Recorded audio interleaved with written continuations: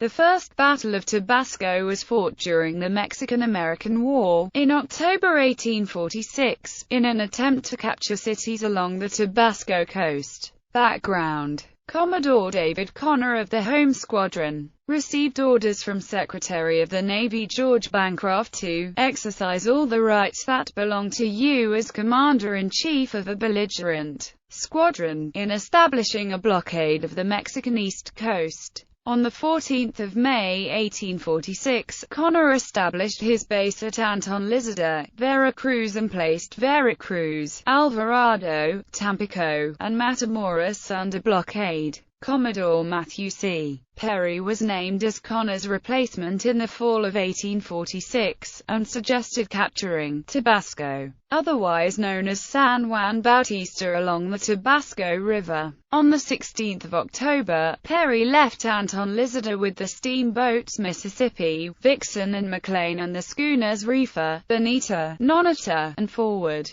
On 23 October, Perry captured Frontera and moved upriver, finding Tabasco the next morning at 9 a.m. Battle. Lt. Col. Juan B. Triconis withdrew his 300 men from the town, allowing Perry to occupy the town by 5 p.m., capturing 5 Mexican vessels. However, at night, Perry recalled his landing party and Triconis's forces returned to the city, barricading themselves inside buildings. Triconis received a delegation of U.S. Marines who requested their surrender, but responded, "Tell Commodore Perry that I would sooner die with my garrison before handing over this place." Perry realized that a bombardment of the city was the only option to drive out the Mexican troops, but would harm non-combatants, so he decided to retreat to Frontera with his prizes. On the morning of October 26, the Mexicans started firing on Perry's ships, who replied in kind.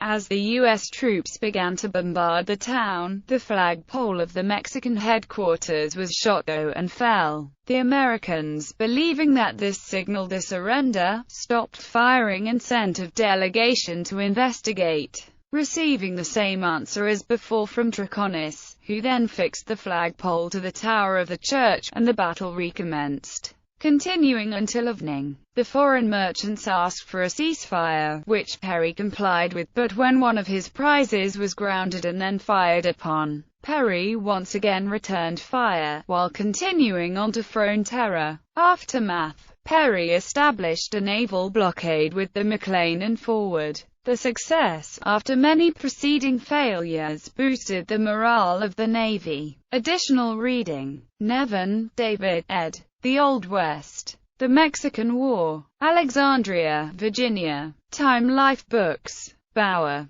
Jack. The Mexican-American War 1846–1848. New York: Macmillan Publishing Co., Inc. Roll of Honor, U.S. Casualties of Naval Actions in the War with Mexico. Descendants of Mexican War Veterans. 2002. Retrieved 6 August 2013.